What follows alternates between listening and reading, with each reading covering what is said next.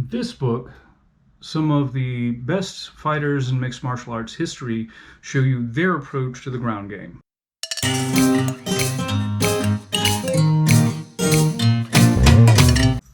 Hi guys, my name is Joe and welcome to my channel, Fighting Words, the Martial Arts Library. On this channel I review martial arts books and talk about other martial arts related subjects. In this week's video I'm going to be reviewing the book The Grappler's Manifesto. It was originally published in 2011 and the author is Lance Freemuth. Now Mr. Freemuth has numerous books to his name, including several that he has authored or co-authored concerning mixed martial arts. So he has access to all of these fighters and has presented this book. Before I've reviewed a book called The Ultimate Mixed Martial Artist. That book was on the standing game, including strikes and takedowns. This book is sort of the companion to that. It's by different authors, I think, but it does pair very well. You have really well-known MMA coaches and fighters, and I think a few Muay Thai guys, showing their stand-up stuff.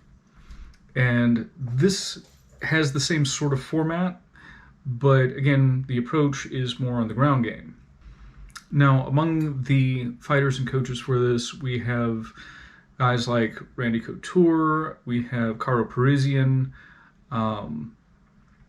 we have Antonio Rodrigo Nogueira, Coach Greg Jackson, who, Jackson Wink has produced a lot of world-class fighters. Those are the sorts of folks you have, involved in this book. It's basically a who's who of, the late aughts and the early 2010s. The book itself is divided into different sections. So for instance, you have a section on half guard, section on full guard, butterfly guard, turtle, crossbody ride, and a section on mount and back. These will include both offensive and defensive options from there. Now, the intro into each section will include a very good general overview, plus strategies that one might have for different types of fighters. So it will give you strategies for strikers, for jiu-jitsu or submission specialists, for guys with wrestling backgrounds, or strategies for people who are just more generalists or more well-rounded fighters. They might also include pertinent information such as correct versus incorrect posture, or the variations that you might find within these positions. Now, the book does include a variety of groundwork. It includes things like, escapes, reversals, transitions, positions from which you can set up ground and pound, as well as some submission opportunities. Again, depending on the type of fighter presenting it and the type of strategy one might have. Now, while I appreciate that general approach, I'd say that one of the drawbacks of this book is that because it's presented this way, it's sort of a grab bag, so you don't usually see these different ideas connected with one another. The exception might be, if you have a single fighter showing three different sequences back to back. Well, you see, in my last sequence I did this, and you counter by doing this, so now I'm going to do that. So that was pretty brief. Now on to the pros and cons.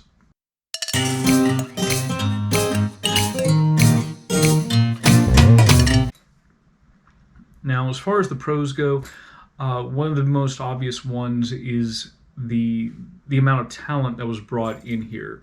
A lot of these guys, have fought at the world-class level or have coached world-class fighters. They bring that experience and that training to bear here. Another big pro is that this covers a lot of the most common situations, and because these guys all approach the same thing from different angles, you get a variety of options for any of these given situations.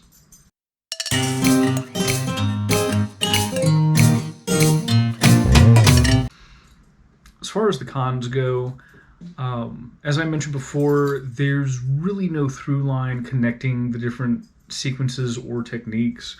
It's like, this is Nogueira's favorite thing to do from here, and this is Couture's favorite thing to do from here.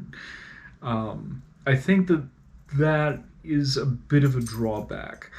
I also think that it would have been helpful if there had been some groundwork that had included like wall work, like cage work. We see, especially these days, that's becoming a larger and larger feature where, you can have a guy on the ground against the side of the cage, and some of his options from that position are limited based on, the space that he has available, what part of him is trapped. So it would have been nice to see a little bit of that.